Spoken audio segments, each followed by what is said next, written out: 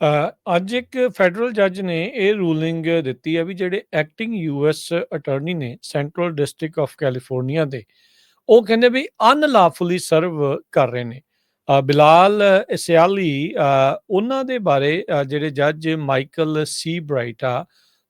ਉਹਨਾਂ ਨੇ ਜਿਹੜਾ ਕਿਹਾ ਵੀ ਜਿਹੜਾ ਟਰੰਪ ਹੋਣਾ ਨੇ ਜਿਨ੍ਹਾਂ ਨੂੰ ਅਪੁਆਇੰਟ ਕੀਤਾ ਹੈ ਸੈਂਟਰਲ ਡਿਸਟ੍ਰਿਕਟ ਆਫ ਕੈਲੀਫੋਰਨੀਆ ਦੇ ਯੂਐਸ ਅਟਾਰਨੀ ਦੇ ਤੌਰ ਦੇ ਉੱਤੇ, ਉਹ ਅਨਲਾਫੁਲੀ ਗੈਰ ਕਾਨੂੰਨੀ ਢੰਗ ਦੇ ਨਾਲ ਇਸ ਆਪਣੀ ਭੂਮਿਕਾ ਦੇ ਵਿੱਚ ਲੱਗੇ ਹੋਏ ਨੇ। ਕਹਿੰਦੇ ਵੀ ਇਹਨਾਂ ਨੇ ਆਪਣੀ ਜਿਹੜੀ ਪੋਸਟ ਆ ਉਹ ਅਜ਼ਿਊਮ ਕੀਤੀ ਸੀਗੀ ਜਦ ਪਹਿਲਾਂ ਇਹ ਰਿਜ਼ਾਈਨ ਕਰ ਗਏ ਸੀ ਜੁਲਾਈ ਮਹੀਨੇ ਦੇ ਵਿੱਚ। 64 ਪੇਜਾਂ ਦਾ ਆਰਡਰ ਦਿੰਦੇ ਹੋਏ ਯੂਐਸ ਡਿਸਟ੍ਰਿਕਟ ਜੱਜ ਮਾਈਕਲ ਸੀ ਬ੍ਰਾਈਟ ਉਹਨਾਂ ਨੇ ਕਿਹਾ ਵੀ ਇਹਨਾਂ ਨੇ ਗੈਰ ਕਾਨੂੰਨੀ ਢੰਗ ਦੇ ਨਾਲ ਇਹ ਆਪਣੀ ਪੋਸਟ ਆ ਉਸ ਉੱਤੇ ਜਿਹੜੀ ਉਹ ਆਏ ਸੀਗੇ। ਜਿਹੜੀ ਸੈਂਟਰਲ ਡਿਸਟ੍ਰਿਕਟ ਹੈਗੀ ਆ,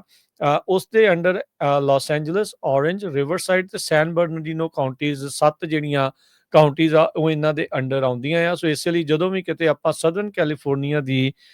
ਖਬਰ ਹੁੰਦੀ ਆ ਜਾਂ ਉਸ ਦੇ ਵਿੱਚ ਖਾਸ ਕਰਕੇ ਯੂਐਸ ਅਟਾਰਨੀਜ਼ ਦੀ ਕੋਈ ਭੂਮਿਕਾ ਹੁੰਦੀ ਆ ਤਾਂ ਬਿੱਲ ਇਸਿਆਲੀ ਦਾ ਨਾਮ ਜਿਹੜਾ ਉਹ ਆਪਾਂ ਨੂੰ ਜਿਹੜਾ ਉਹ ਸਾਹਮਣੇ ਆਉਂਦਾ ਆ।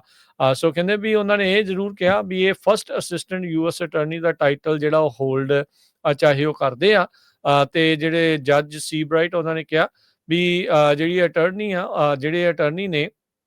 ਉਹਨਾਂ ਦੀ ਜਿਹੜੀ ਅਥਾਰਟੀ ਆ ਉਹਦੇ ਵਿੱਚ ਵਾਧਾ ਜਿਹੜਾ ਉਹ ਕੀਤਾ ਗਿਆ ਆ। ਜਿਹੜੇ ਯੂਐਸ ਅਟਾਰਨੀ ਸਿਆਲੀ ਆ ਉਹਨਾਂ ਨੇ ਸੋਸ਼ਲ ਮੀਡੀਆ ਦੇ ਉੱਤੇ ਜਿਹੜਾ ਉਹ ਕਿਹਾ ਸੀਗਾ ਵੀ ਇਹ ਜੇ ਰੂਲਿੰਗ ਆਉਂਦੀ ਵੀ ਆ ਇਸ ਦਾ ਕੋਈ ਵੀ ਅਸਰ ਜਿਹੜੇ ਉਹਨਾਂ ਦੇ ਕੰਮ ਕਾਜ ਦੇ ਉੱਤੇ ਨਹੀਂ ਜਿਹੜਾ ਉਹ ਪਊਗਾ। ਕਹਿੰਦੇ ਵੀ ਜਿਨ੍ਹਾਂ ਨੇ ਇੰਟਾਇਰ ਆਰਡਰ ਜਿਨ੍ਹਾਂ ਨੇ ਰੀਡ ਨਹੀਂ ਕੀਤਾ ਉਹਨਾਂ ਨੂੰ ਜਿਹੜਾ ਦੱਸ ਜਾਈਏ ਵੀ ਨਥਿੰਗ ਇਜ਼ ਚੇਂਜਿੰਗ ਤੇ ਮੈਂ ਕੰਟੀਨਿਊ ਕਰੂੰਗਾ ਸਰਵ ਕਰਨਾ ਐਜ਼ ਟਾਪ ਫੈਡਰਲ ਪ੍ਰੋਸੀਕਿਊਟਰ